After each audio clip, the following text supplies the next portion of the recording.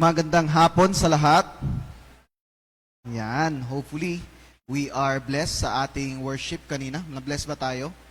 Amen. I'm sure marami sa ating na-bless and marami tayong na-inspire tayo as we sing song to the Lord. And indeed, hopefully, you had an encounter with the Lord sa ating worship. So this afternoon, we are going to continue ang ating series, and after nitong topic na ito, we will do a mini series break kasi Father's Day next Sunday. Amen? Amen! Parang hindi kayo masaya. Si Chris, masaya si Chris. First Father's Day. First ba? Tama, first. Hindi, second. So, we are going to celebrate Father's Day. If yung father mo is andito lang sa Zamboanga, you may invite him so that we may honor him. And we are going to make sure, here's the thing, no? This coming Father's Day, iba yung tono ng word natin. For how many years, it's always about how to be a father. Now, ang plano ko is how to honor your father. Parang ganun, how to be, to show honor sa iyong father. So, we're going to have the topic next Sunday. But, for this Sunday, ang pag-uusapan natin is we're going to continue yung subject about the Holy Spirit. Last Sunday, nalaman natin that essentially, the Holy Spirit is God. Okay? So, essentially, the Holy Spirit is God. We learned that because He shares the name or the title Lord, we know that He is God. We also know that He proceeds from the Father and the Son. Essentially, ang meaning nun, He shares the same nature with them. At the same time, He also is worshipped together equally with the Father and the Son. Therefore, we can say that He is God. So this Sunday, as promised, yung title or yung function in which hindi natin diniscuss last Sunday, we are going to discuss yung isa this Sunday. Meron pang isa, okay? That will be after the Father's Day. But this Sunday, we are going to discuss the Holy Spirit is giver of life. So yun yung in-skip natin nung last Sunday. Again, yung title natin will be, We Believe in the Holy Spirit, the giver of life. Okay? He is the giver of life. In John chapter 6, verse 63, ang sabi dito, it is the Spirit who gives life. Si Jesus ang nagsasabi nito. It is the Spirit who gives life. The flesh profits nothing.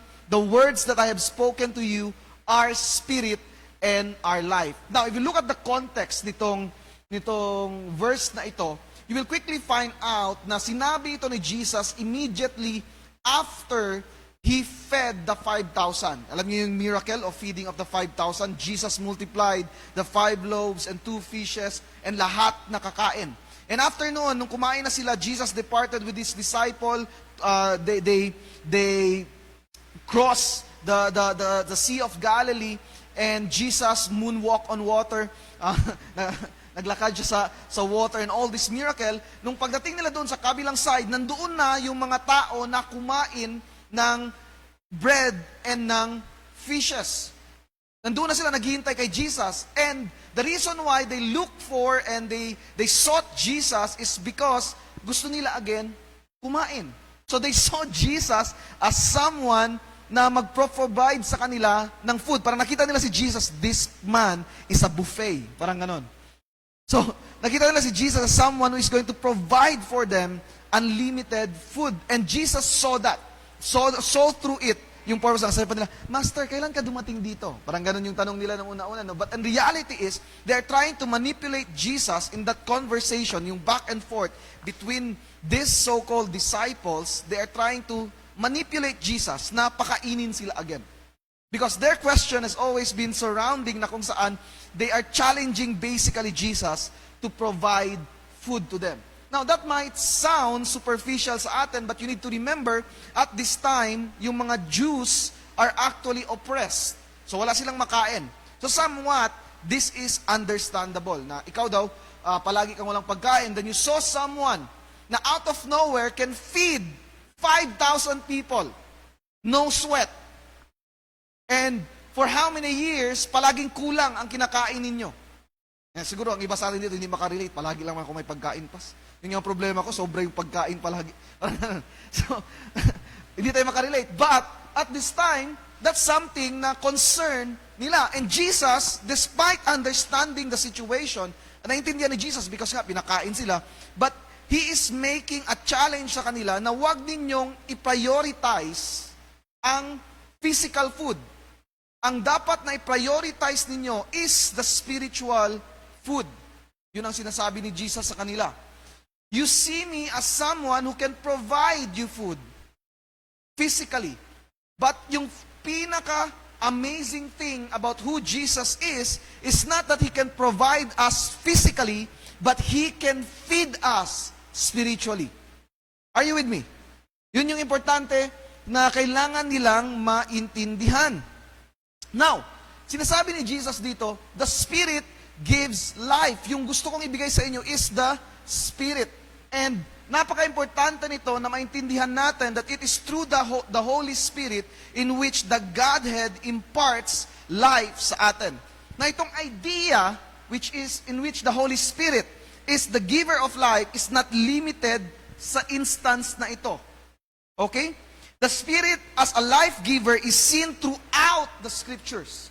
As in, throughout the Scriptures. Throughout the Scriptures, from creation to glorification, from the primal to the eternal.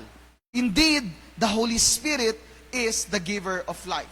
This afternoon, meron tayong 4 na pag-uusapan so that we can see how the Holy Spirit works as the giver of life. Amen? Before we go any further, mag-pray muna tayo. Lord, we bless you and we exalt you and we glorify your name. Thank you, O Lord, for this afternoon and for the strength that you have given us. Bless your people, O Lord, so that we can understand your word, and bless me. Anoint me, O Lord, so that I will be able to speak your word with clarity and with power, O Lord, for your people, for the glory and honor of your name. God, we welcome you in this place. This we pray in Jesus' name. Amen. Amen. The Holy Spirit as giver of life. Before we go sa ating points, let me just remind you that this is a series about the Nicene Creed. So if there are things na na-miss ninyo, you can always visit ang ating Facebook. Pag wala na sa Facebook, hanapin nyo kay Jubeng kung hindi pa nila upload sa YouTube. Okay? So either nasa Facebook or nasa YouTube. This is a very long series. So I think this is actually the 3rd month na pinag-uusapan natin ito. Hindi pa matapos. Sana matapos na. Yun ba ang prayer ninyo? Sana matapos na. Iba na naman, Pas. Sino dito marami kayong natutunan? Amen. Sige. So number 1, the Holy Spirit as giver of life. Number 1, the Holy Spirit is giver of life as seen, number 1, in creation. So na-mention ko na kanina, we will talk about from creation up to glorification. First, i-discuss natin the Holy Spirit, giver of life in creation. Genesis 1:2 says here, the earth was formless and void. In Hebrew, tohu and bohu. Ang ganda, no? Tohu and bohu. Ibig sabihin, empty, formless, void. And darkness was over the surface of the deep, and the Spirit of God was moving over the surface of the water. You imagine that? Imagine yung scenario. There is no life all around. There is darkness. Wala kayong makikita. But there, the Holy Spirit, who is full of life, in contrast sa nakikita natin all around at that time. So, meron ng heaven and earth. God already created the heavens and earth in verse 1. Pero wala pang form, wala pang substance, wala pang buhay ang earth. But the Spirit is already moving in the waters, already present in the creation and ready to give life. And in that darkness, in that silence, the voice of God is heard in verse 3. And sabi ni God, let there be light. And I find it amazing that this creation of life, wherein before God created life, the scriptures testify that the Spirit is present at that very moment. Amen? So ibig sabihin, active na active pala ang Holy Spirit sa creation, in the creation of life. Now, the Hebrew word for spirit is the Hebrew word ruah. Okay? Parang hangin. Ruah. Or ruah. Parang ganon. Just trying to be dramatic. Ruah. So, it is connected to this idea of breath or wind. That's why the Holy Spirit is sometimes described as wind, or in Acts, mighty rushing wind. Yung word na ruwah can be translated as wind, and sometimes can be translated as breath. That's why many theologians, kinoconnect nila itong idea that the Holy Spirit is breath, the Holy Spirit is wind, in the creation of man in Genesis chapter 2, verse 7. Ang sabi dito, then the Lord God formed man of the dust from the ground, and He breathed into his nostril the breath of life, and man became a living being. So paano daw create ang man? Finorm siya from the dust of the ground. Ibig sabihin, finorm na siya, makikita mo na yung katawan ng tao, makikita mo na yung paa niya, yung ulo, yung mata, kompleto ng lahat. Pero wala pang buhay ang tao. He has a form, but no life. Only when God breathed into him that he has life. Amen. Can you imagine that? There is man, nakahiga, God has already formed his body, meron ng ulo, meron ng mata, meron ng paa, meron ng katawan, kompleto na lahat. And all, then somehow, hindi pa siya gumagalaw. Only when God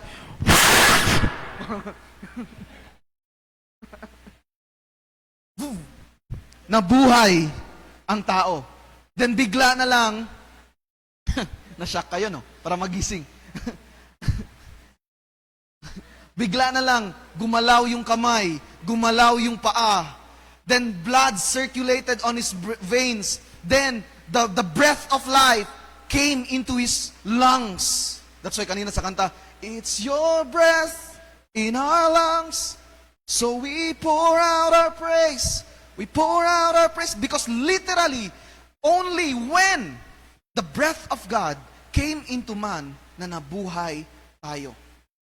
Ang hininga natin, totoo po, that we borrowed it from the Lord.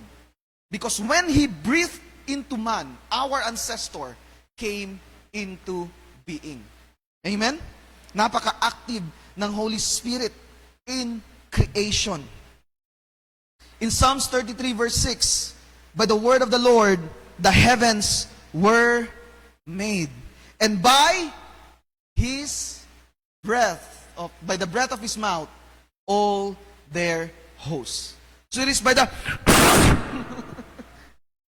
para magising. So effective pala yung ganun. That you and I was created. Dito makikita natin ang full working ng Trinity. The Father creates, the Son is the substance or the form as the Word, while the Spirit gives it life. Amen? Kita natin yung working ng Holy Spirit. Father creates, the Son is the substance, while the Spirit is the life that brings humanity into life. Amen? The Spirit is active in creation, and our breath we owe to Him. He sustains our life. If He withdraws His breath, we will perish. We must be grateful to the Spirit for the life that we have. Interestingly, Paul said something about the spirit and mortal bodies. Itong sinabi niya sa Romans 8:11. But if the Spirit of Him who raised Jesus from the dead dwells in you, He who raised Christ Jesus from the dead will also give life to your mortal bodies through His Spirit who dwells in you. Now you can interpret this as something na eventually through the glorification, magkakaroon tayo ng life in us, in our bodies, because yung resurrection ni Jesus is the mention. But if you look at the context of Romans chapter 8, Paul is talking about practical Christianity and how the Spirit helps us live as sons of God. Gets ba yun natin? So yun yung pinag-uusapan dito. So, ang sabi dito, it is life-giving to your mortal bodies. Now we can look at this as, I think, it is a valid interpretation to say that the Holy Spirit gives strength sa ating katawan. The more tayo na nagpapagamit sa Holy Spirit, the more tayo nagkakaroon ng vitality ng buhay. The more hindi tayo nagpapagamit sa Holy Spirit, diyan na, maluya-luya. Tingnan mo yung katabi mo, maluya ba? Ang reason niyan, hindi nagpapagamit sa Holy Spirit. Now, okay, joking aside, hindi ko sinasabi na kung may sakit ka ngayon, wala kang Holy Spirit. Okay? There might be other reasons for that. But we can safely conclude that the Holy Spirit empowers His people physically to serve Him. Sa mga matagal na nagsiserve sa Panginoon, alam niyo na merong physical aspect sa service. Alam niyo to, right? Kailangan ng effort, kailangan mo ng lakas, kailangan mo, for example, si MJ, hindi yung pwede parang mahina ka, hindi ka kumain kung walang gulay-gulay o wala kang energy, hindi mo yun magagawa.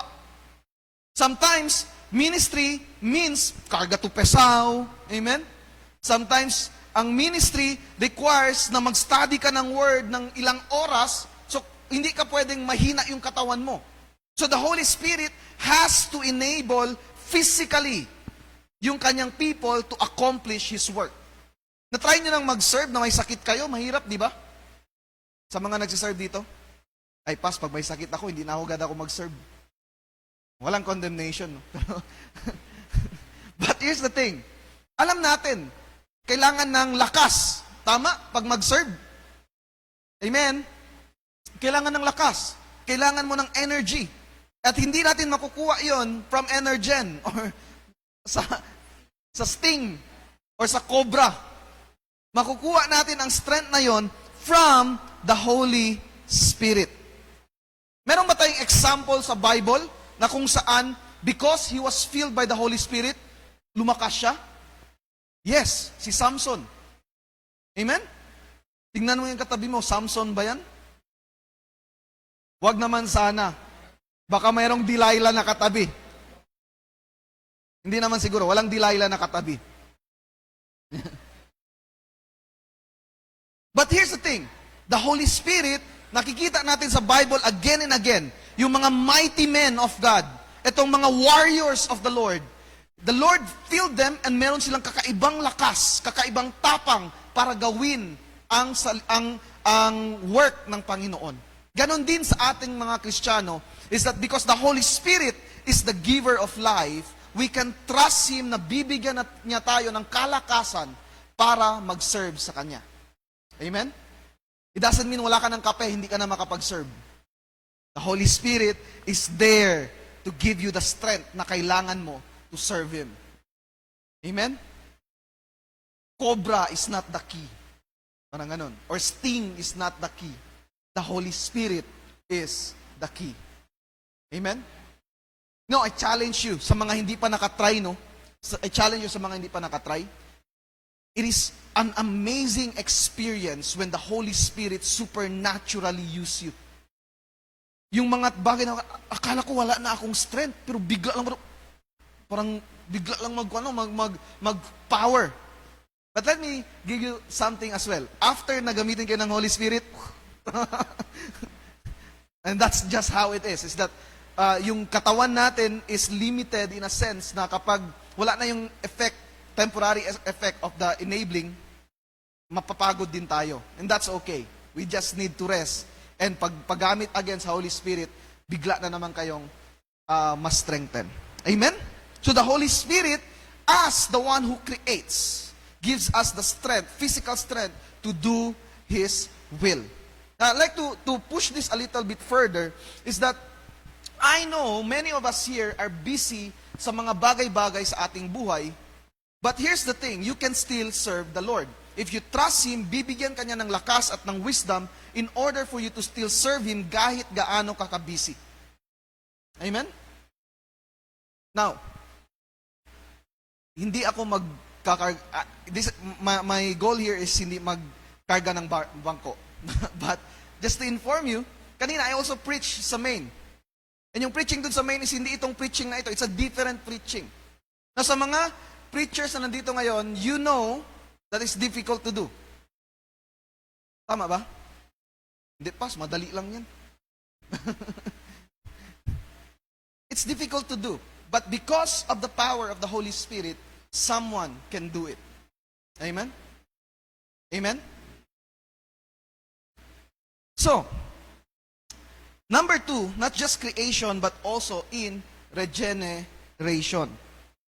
Ano tong regeneration? In John chapter 3, verse 3, Jesus answered and said to him, "Truly, truly, I say to you, unless one is born again, he cannot see the kingdom of God." I'm sure na share to sa inyo during Bible study. If nakadaan na kayo ng Bible study, if wala pa, madadaanan niyo ito siya. We define what it means to be born again. Born again is not joining a religion, but a process in which we experience rebirth or pinapanganak tayo again in our spirit. Bakit kailangan ng rebirth? Bakit kailangan ng regeneration? It's because ever since Adam sinned in the garden, man's spirit was corrupted, therefore our nature was corrupted. So kasi na-corrupt naman tayo. When Adam ate from the fruit of the tree of knowledge of good and evil, na-corrupt yung ating spirito, ang ating inner man. And in order for us to respond to the Lord, we need to be regenerated. We need to be revived in our spirit. At gawa yun ng Holy Spirit. Hello? Hindi ito siya parang something na parang ikaw ang gumawa. It's the Holy Spirit who revives us. When we believe in the Lord Jesus Christ, we say yes to Him, the Holy Spirit gets inside us and revive us so that ngayon meron na tayong desire to follow Him. At yung desire to follow Him is galing from this inner man na nambuhay ulit. Bago kayo naniwala kay Kristo, patay ang spirito. Okay? Patay ang ating spirito. The moment you believe in Christ, the Spirit comes in and revives us. That's why meron na tayong desire to follow the Lord. In order to enter God's kingdom, we must go through rebirth or be born again. Christ's sacrifice on the cross makes that possible, but it is the work of the Spirit that revives us. Clear ba yun? John chapter 5 verse 5 to 6, Jesus answered, "Truly, truly, I say to you, unless one is born of water and the Spirit, he cannot enter into the kingdom of God.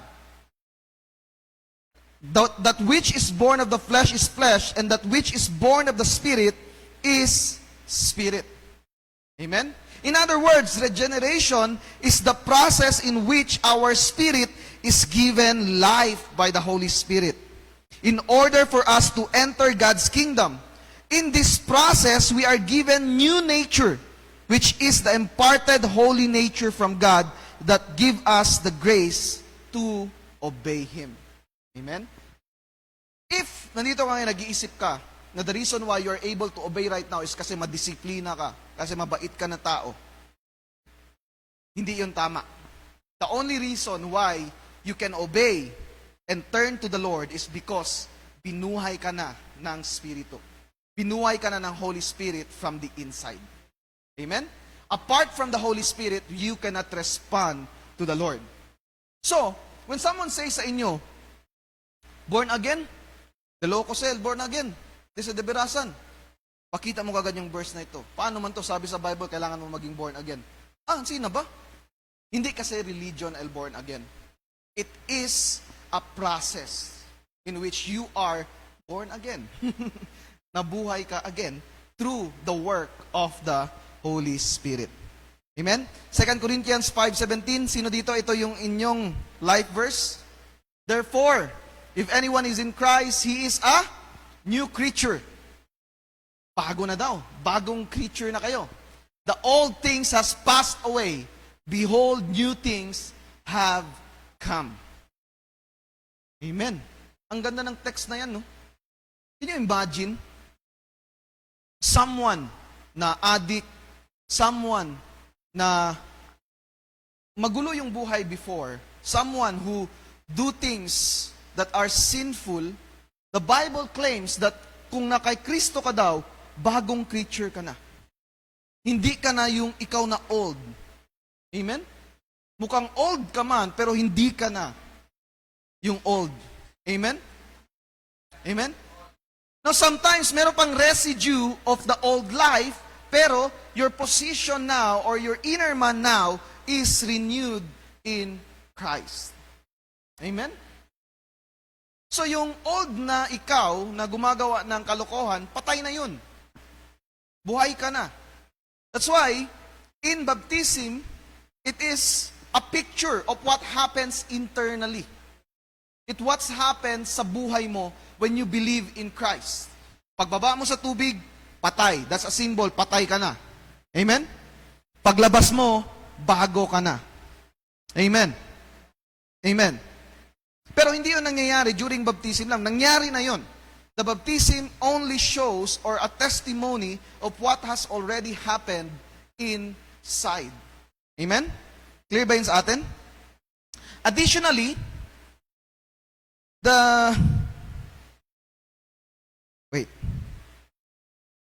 basahin ko muna to. When does generation happens? Upon believing Jesus, when we believe in Christ and receive forgiveness of our sins, we are also regenerated by the power of the Holy Spirit. This is usually marked by a transformed life. Visible changes are seen, although not complete change right away, but gradual and sometimes subtle. Iba-iba ang experience ng kada tao. Merong mga tao, kagaya ako, when I turn to the Lord, ang number one na nawala instantaneously sa akin, and hindi kailangan makondemn, hindi ito nangyari sa inyo, is yung bad words. Totally nawala yan siya. It's like, wala talaga. Now, ang iba, meron pa parang, kailangan mo pa rin pigilan ang sarili mo, kailangan mo pa rin, parang gano'n, para mapigilan ang sarili mo, pero meron ng stopping motion, or meron ng nagpipigil sa'yo para magsabi. Amen? Sometimes is subtle. Sometimes, ang una is yung perspective lang nagbabago. Saved na ako. Sometimes, ang mga signs is ganito. Sasakay ka ng jeep, parang meron kang desire to share the same gospel na nalaman mo. You wonder, saved kaya itong mga taong ito? Mga ganun na things. So there are signs, there are subtle signs sometimes gradual, sometimes dramatic ang change. Amen? Nakikita tayo sa Facebook, yung mga testimony na dati nag-dress talaga, tapos nung nag-turn kay Lord, iba na yung dress, parang ganun, parang lalaki na talaga, parang ganun. So, those are testimonies that are dramatic ang change. But sometimes, it is dahan-dahan. Amen? And that's okay. That's okay. But usually, meron talagang signs of a transformed life. Amen? Tingnan ang katabi mo, may signs ba? Baka ibang signs ang nakita nyo. Amen? May signs yan. So, true regenerated people has new life in them because of the indwelling of the Holy Spirit and the rebirth that He gives him. If you remember what we learned last Sunday, this is exactly what it means that the Spirit applies the work of Christ to the believers. Okay? Na-define natin last Sunday na yung Holy Spirit pala is ina-apply yung work ni Christ sa ating mga buhay. So, ito na yon, is that we are saved by Christ, then yung benefits of that salvation ina-apply sa atin ng Holy Spirit. Additionally, the Spirit work does not start only after someone believes, but even before. Bago ka pa maniwala, nag-work na ang Holy Spirit sa ating mga buhay. John 16:8. And when He comes, will convict the world concerning sin and righteousness and judgment. It is the Holy Spirit that draws us to God. Amen? Nag-wonder na ba kayo na kung iisipin nyo, before kayo na Bible study, ayaw nyo magpa-Bible study. Pero sometimes dahan-dahan habang kinakausap kayo, in-invite kayo, tapos bigla na lang kayo nag-oo. Sino ito ganun ang testimony nyo? Meron ba? Bigla na lang kayo nag-oo. Parang gano'n. Si MJ, ayaw pa taas ng kamay. So, bigla na lang kayo nag-oo out of nowhere kahit ayaw nyo, tapos bigla na lang, because the Holy Spirit is working. The Holy Spirit is, especially kapag meron kang friend, asawa, best friend that are really praying, the Holy Spirit are really working sa buhay nila. Amen? Hindi mo alam, gilumay na ka. Hindi naman lumay. Hindi naman lumay. You are being changed little by little. And little by little, yung mga walls mo, yung mga shields mo is going down until na ready ka na makinig sa salita ng Panginoon. Amen? Amen ba yun sa atin? Amen. So, sa mga ganun yung testimony, it will be amazing. Ako personally, parang ganun din sa akin parang bigla lang. Is that I read a pamphlet, a book about the second coming of Jesus Christ. Natakot ako pagkabukas ng Bible study ako. So, ganun yung testimony ko. It's like, nung nabasa ko, bira si Jesus, kailangan niyo man repent. So, that's the working of the Holy Spirit. Is that He placed people or you are placed in circumstances in order for you to respond to the gospel. Amen. So, that's how the working of the Holy Spirit. So, this can be applied in couple of ways, yung natutunan natin. First of all, if you have the Holy Spirit, you have a new life. None can say that they cannot change. If you have the Spirit, you are able to change. Hello? Hindi mo pwedeng kantahin yung song, di ko kaya. Kaya mo. Amen? You can change. Walang sira na buhay sa Panginoon. He can change you. He can transform you. You need to surrender. You need to turn to Him so that He will transform you. Amen? Meron kang enabling, meron kang empowering, meron kang anointing for transformation. If you are here in this place, yun yung perspective mo, kailangan mo yung baguhin. You can change.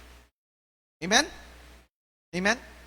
Or, kung hindi man ikaw, siguro meron kayong ibang tao sa mind, itong kasama ko, hindi na ito magbabago. That person can change. Amen? Amen? Because of the Holy Spirit. Another is in the area of evangelism, another application. We do not have to devise elaborate scheme to make people turn to Christ. Since regeneration is the work of the Spirit, we leave it to Him to convert a person. Ang Holy Spirit ang nag-convert ng tao. Ang Holy Spirit ang nag-convert ng person. Our job is to preach the gospel. And hopefully, clear and consistent din. Clear and correct din ang pag-preach natin ng gospel. Kasi kung mali din yung pag-preach natin ng gospel, hindi yun mag-change. So dapat, clear and correct yung pag-preach natin ng gospel, si Holy Spirit na ang bahala mag-change ng tao. Amen? But it is the Spirit works to convert. Lastly, we honor the Spirit for our salvation. It is the Son that died for us, but the Spirit is the one who resides with us, which seals us to assure us. Amen? So the Holy Spirit causes us to be sealed by the work of Christ. So kanina, regeneration. Now ngayon naman, sanctification. Okay? So kanina, creation, regeneration o sanctification. We are talking ngayon sa everyday life mo. So, na-preview na natin kanina, you can change. Now, the Holy Spirit is working, dahan-dahan. Sanctification is basically, binabago ka ng dahan-dahan ng Holy Spirit until you are conformed to the image of Christ. Amen? In Romans chapter 8, verse 5 to 10, for those who are according to the flesh set their minds on the things of the flesh, but those who are according to the Spirit, the things of the Spirit. For the mindset on the flesh is death, but the mindset on the Spirit is life and peace.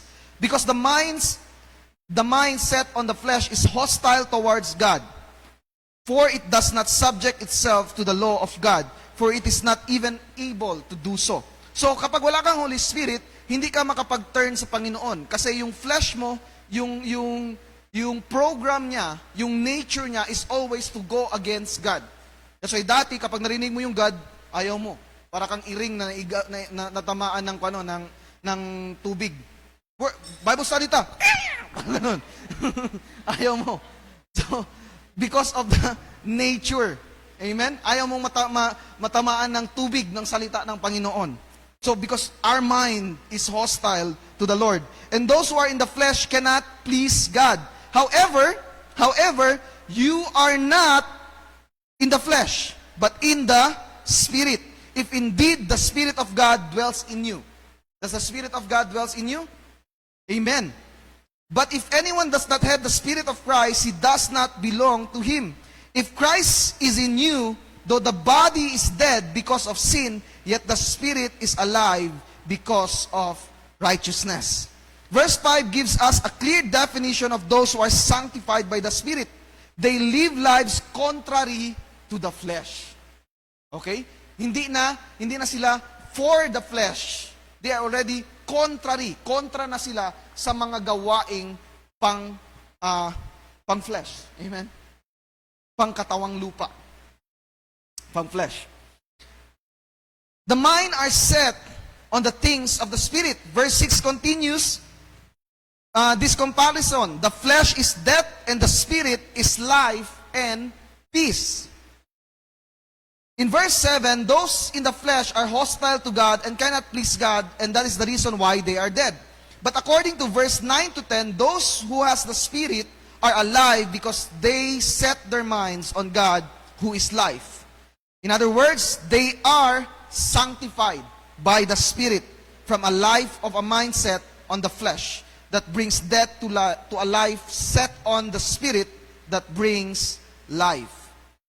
So, i-define natin again ang sanctification. Sanctification is the process. So, kanina, yung rebirth, yung regeneration is also a process. Now, sanctification is also a process in which we are conformed to the image of Christ by the power of the Holy Spirit. Ano mang ibig sabihin conform to the image of Christ? Ano ba si Kristo? Di ba? Mabuti. Si Kristo ay joyful, love, joy, peace, patience. This is the fruit of the Spirit. Yun yung goal ng Holy Spirit sa ating mga buhay na maging kawangis tayo ni Kristo in righteousness and in holiness. Are you with me?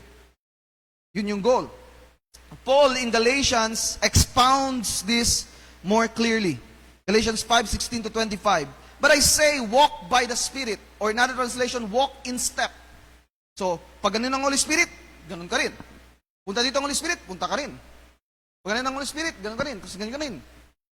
Walk in step with the Holy Spirit. Kung saan papunta ang Spirito, kung saan ang leading ng Spirit, doon ka pumunta. Huwag kang makinig sa flesh mo. Amen? Walk in the Spirit. For the flesh sets its desire against the Spirit, and the Spirit against the flesh. For these are in opposition to one another, so that you may not do the things that you please. Now, paano mo malaman that you are walking in step with the Spirit? Because you are doing the Spirit's desire. If you are walking with the flesh desire, then you are not walking in the Spirit. So, now the deeds of the flesh are evident. So if you're wondering, ano ba yung kailangan kong iwasan pas para ma-make sure ko that I am walking in the Spirit? Ito yung mga kailangan mong iwasan. Immorality. Number 1. Immorality, any sexual relationship outside of marriage is immorality. Whether it is heterosexual or homosexual sex, if it is outside of marriage, it is immorality. Klaro ba yun? Klaro ba yun? Parang mahina. Amen. Again, any sexual relationship outside of marriage, whether it is heterosexual or homosexual sexual relationship, is immorality. Clear yun? Okay, that is very clear. That is immorality. And this is important, especially right now, na napakataas ng HIV cases, 500%. Mas pa kay Taguro. Taguro hanggang 120% lang nalakas. Ito, 500%. Sa mga hindi alam, Ghost Fighter reference yon. Amen? 500%. And this is a result of people ignoring the Word of God.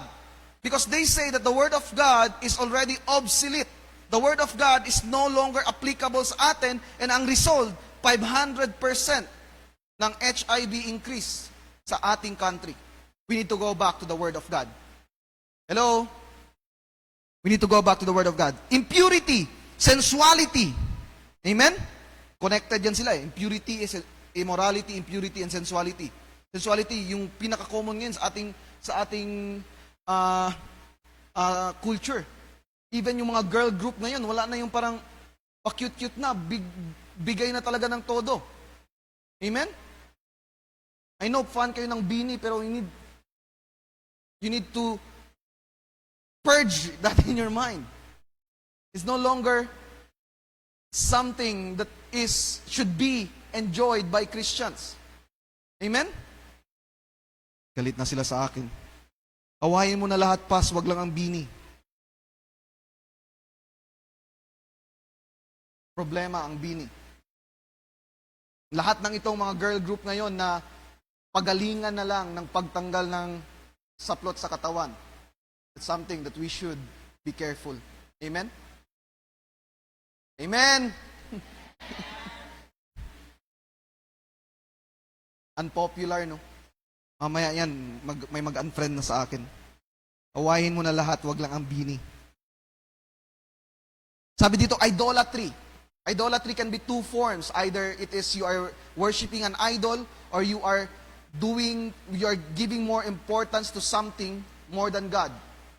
So hindi kailangan yung parang nagsasamba ka ng ribulto, but it can also mean things na binibigyan mo ng mas importansya pa kesa sa Panginoon. It can be your job, it can be your children, it can be your spouse. This can be idolatry. It can be computer games, it can be whatever it is na mas importante pa sa'yo kesa sa Panginoon. That is idolatry.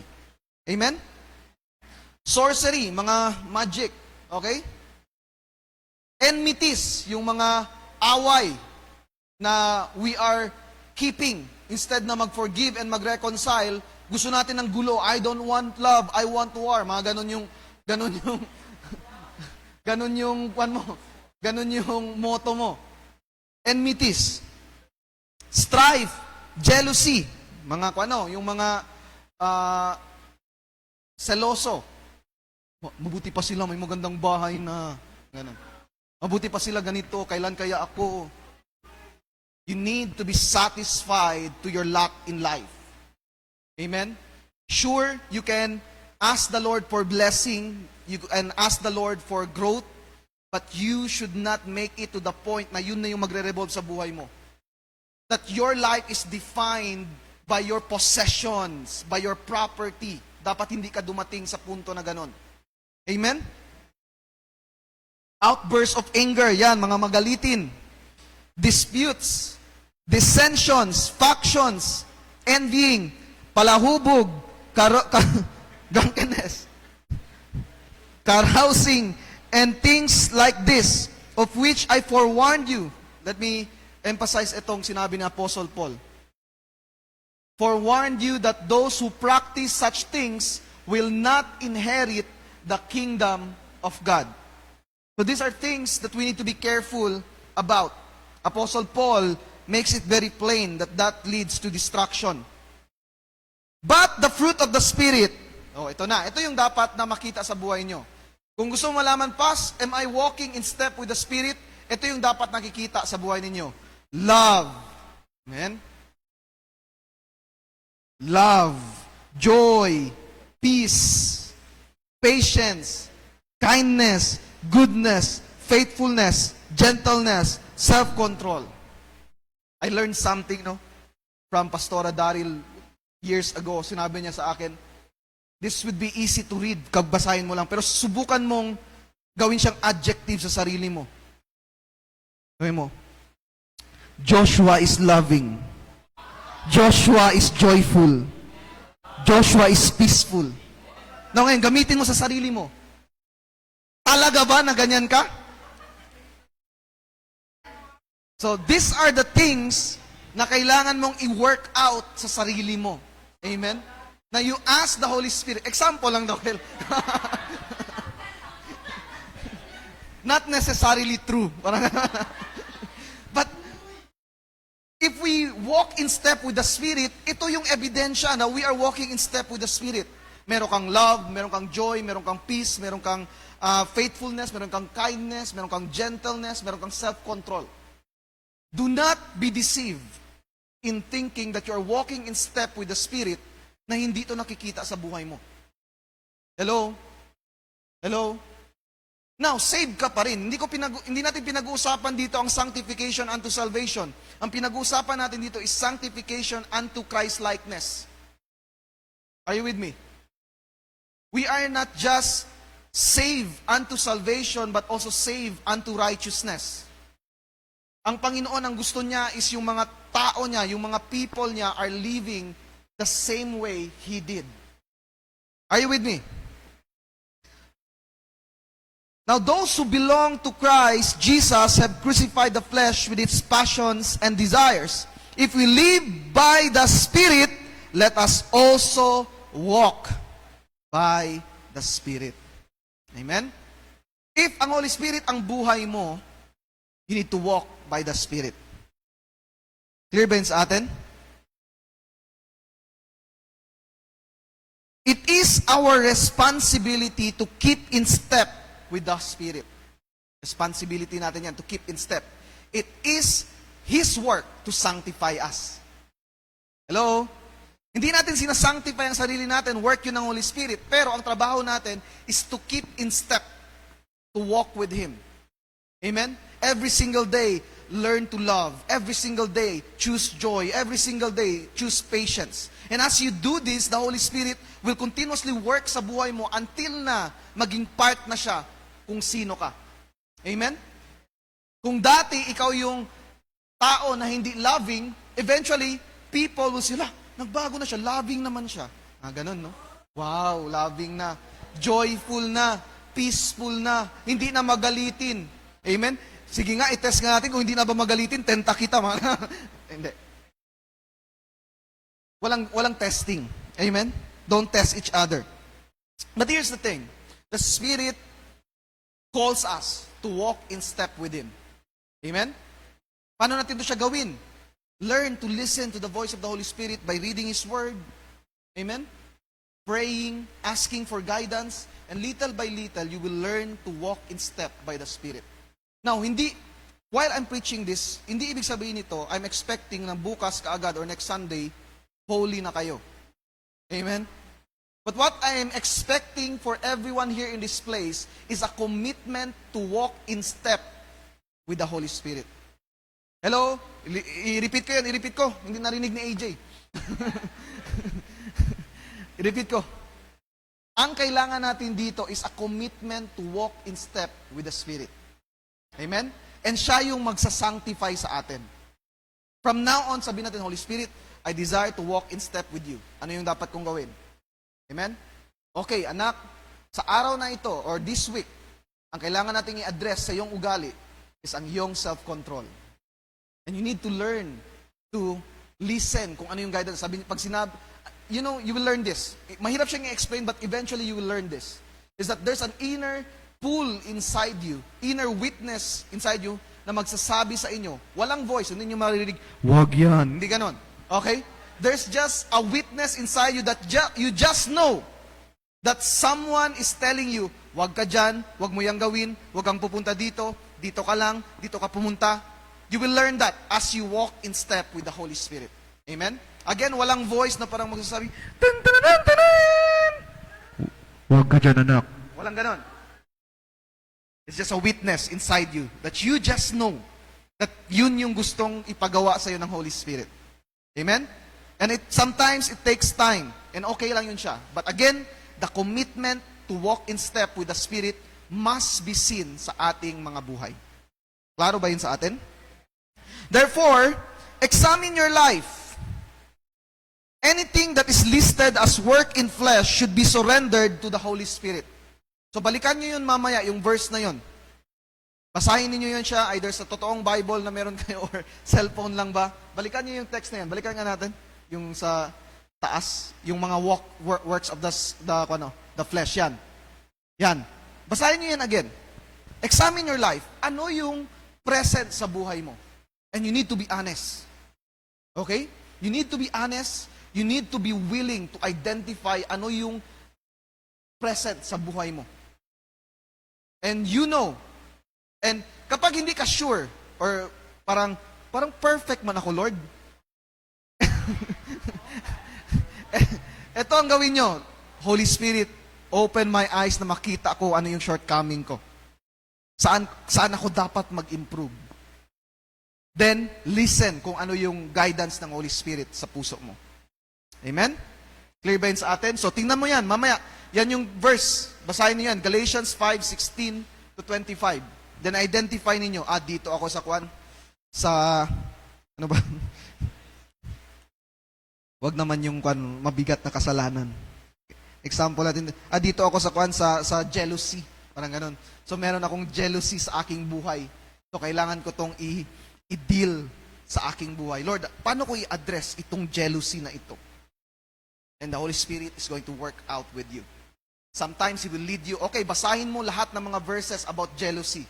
Start ka ngayon from Old Testament hanggang matapos mo sa New Testament. Hanggang pag natapos mo na yung whole book ng Bible about jealousy, Sharo, jealous gyapon. Hindi na siguro. Amen? So those are the things that we should do as we live our lives to be sanctified by the Holy Spirit. So, anything that is work in the flesh should be surrendered to the Holy Spirit. No buts and ifs. It has to go. Sabihin mo sa katabi mo, it has to go. Stop rationalizing. Pag rationalizing, alam mo yun, parang tinatry mong i-make sense ang kasalanan mo. Lord, totoo, jealous ako, pero hindi ko naman yung kasalanan kasi kasalanan yun nila, Lord, kasi bakit sila mayaman, ako mahirap? Dapat pareho kaming mahirap, mga ganun, no? Stop rationalizing. Stop working out. Parang, Lord, alam ko, bawal to, pero mahal ko siya. Mga ganun. Stop rationalizing. Are you with me? Stop rationalizing. No buts, no ifs. You are no longer slaves to sin if you are in Christ. Turn fully to the Holy Spirit and He will sanctify you. Okay? Clear ba yun sa atin? Lastly, kasi wala na tayong oras. Wala na nga tayong oras. Glorification. So, kanina, creation, regeneration, sanctification. Now, glorification. Now, diniscuss ko na to a little bit last Sunday about how the Holy Spirit makes sure that we arrive home or we arrive in heaven safe and sound. But let me just read to you some of the verses na testifies that indeed the Holy Spirit keeps us because He is the giver of life. He makes sure that we will arrive in heaven.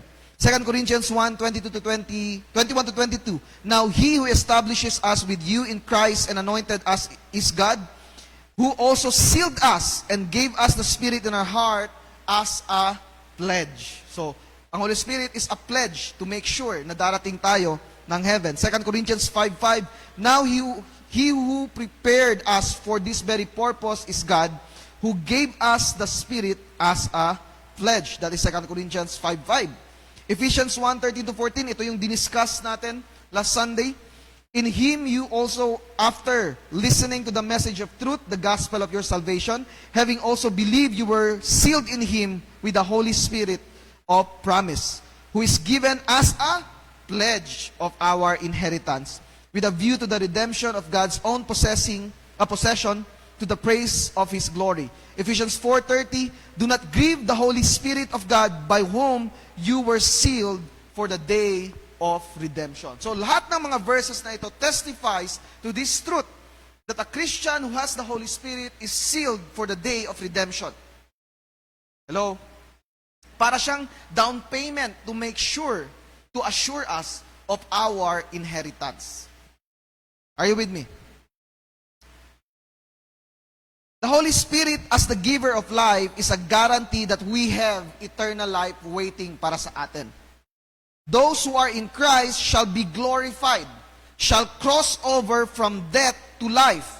And the assurance of that is the Holy Spirit as the giver of life. If you have the Holy Spirit, you shall be glorified. You will cross from this life to the next. Amen? He lives inside us to make sure that we are ready for eternity. He will direct us, sustain us, and encourage us. He will even be grieved when we disobey. I like to emphasize yung sinabi ko na word, that He prepares us for eternity. Now, it doesn't mean na saved na tayo, we'll just live our lives the way we want it. That would be counterpoint in-establish na natin kanina that He is working to transform us. Doesn't mean na mabuhay na lang tayo ng kung ano-ano because we have the Holy Spirit na pupunta tayo ng heaven. Now, I will not expand on this all the more, but there is still consequences when we disobey the Holy Spirit. You will not lose your salvation, but you will lose something. And that will be, malilearn natin yan doon sa end ng ating series.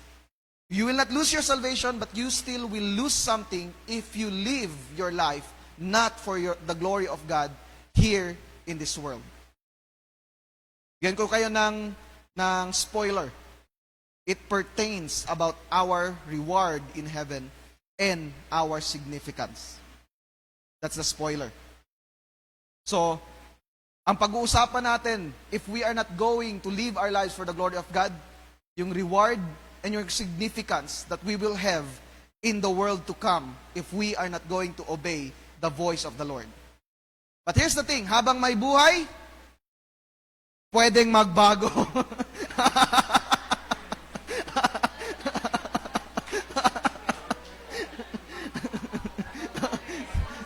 Yung mga tumawa, napanood nila yung video, no? Habang may buhay, may pag-asa. Habang may buhay, we can still commit to the Holy Spirit so that we will be ready for eternity. Amen? Amen? So, brothers and sisters, kailangan we should submit to the Holy Spirit as the giver of life. Amen? In conclusion, the Holy Spirit, the giver of life, give us physical and spiritual life.